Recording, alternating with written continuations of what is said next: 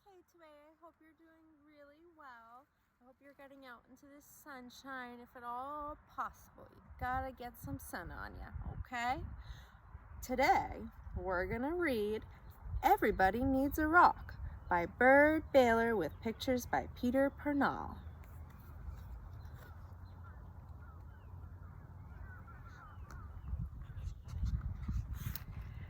Everybody needs a rock.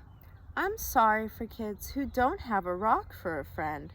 I'm sorry for kids who only have tricycles, bicycles, horses, elephants, goldfish, 3-room playhouses, fire engines, wind-up dragons, and things like that, if they don't have a rock for a friend.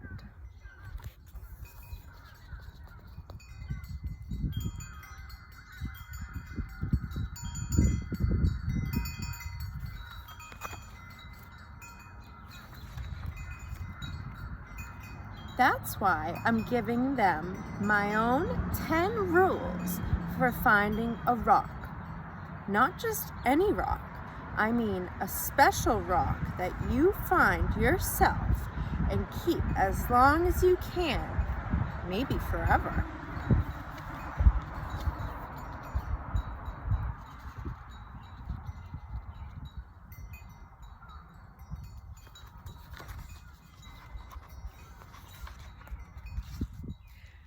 If somebody says, "What's so special about that rock?" don't even tell them. I don't. Nobody is supposed to know what's special about another person's rock. All right, here are the rules.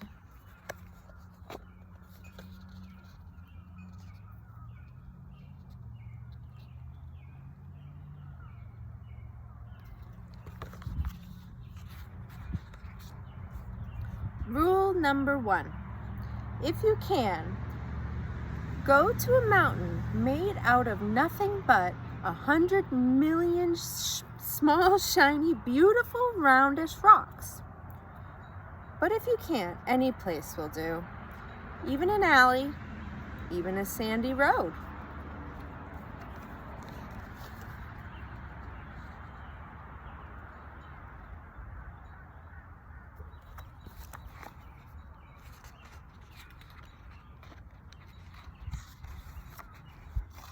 Rule number 2.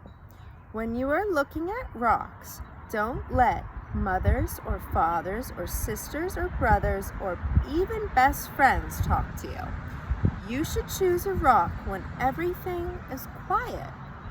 Don't let dogs bark at you or bees buzz at you.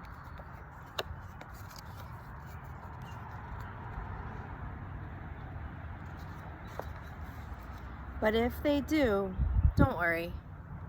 The worst thing you can do is go rock hunting when you're worried.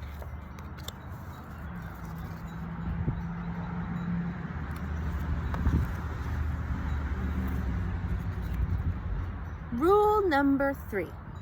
Bend over more, even more. You may have to sit on the ground with your head almost touching the earth. You have to look a rock right in the eye. Otherwise, don't blame me if you can't find a good one.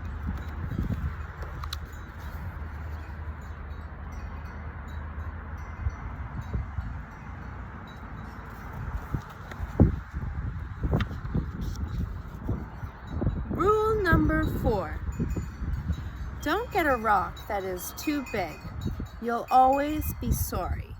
It won't fit your hand right, and it won't fit in your pocket. A rock as big as an apple is too big. A rock as big as a horse is much too big.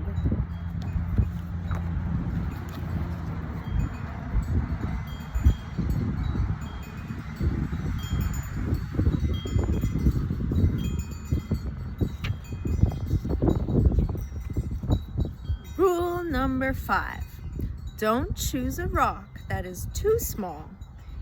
It will only be easy to lose, or a mouse might eat it thinking that it is a seed. Believe me, That happened to a boy in the state of Arizona.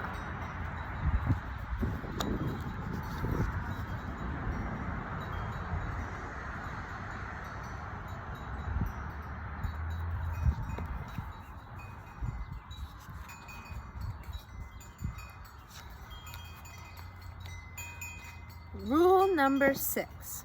The size must be perfect. It has to feel easy in your hand when you close your fingers over it. It has to feel jumpy in your pocket when you run.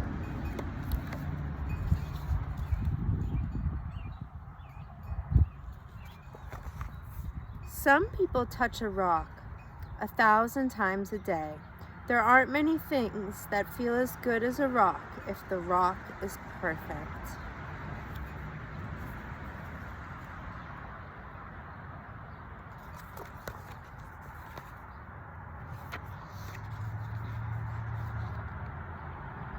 Rule number 7.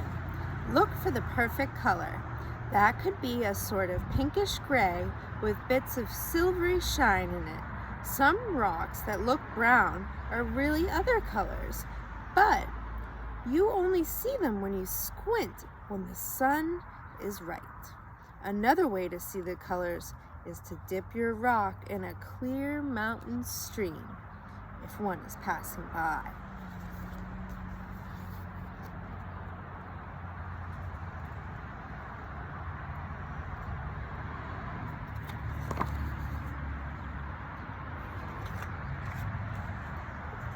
Rule number 8. The shape of the rock is up to you. There's a girl in Alaska who only likes flat rocks. Don't ask me why. I like them lumpy. The thing to remember about shapes is this. Any rock looks good with 100 other rocks around it on a hill. But if your rock is going to be special, it should look good by itself in the bathtub.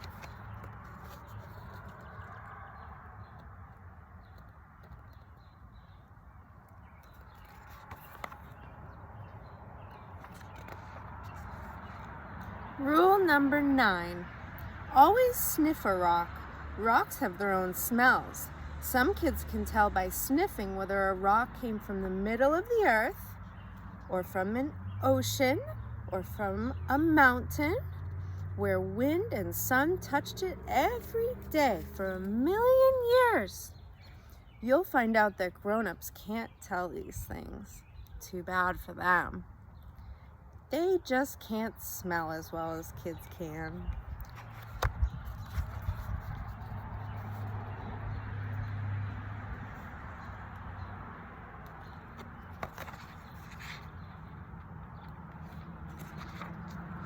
Rule number 10. Don't ask anybody to help you choose. I've seen a lizard pick one rock out of a desert full of rocks and go sit there alone. I've seen a snail pass up 20 rocks and spend all day getting to the one he wanted. You have to make up your own mind. You'll know.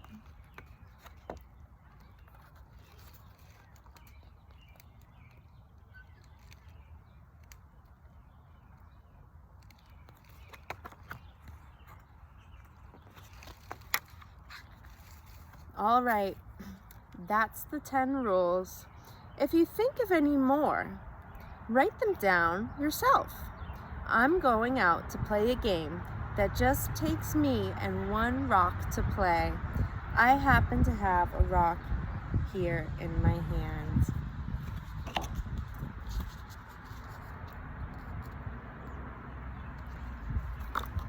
The end. I really like that. The illustrations were awesome. I miss you so much, K2A. I love you lots.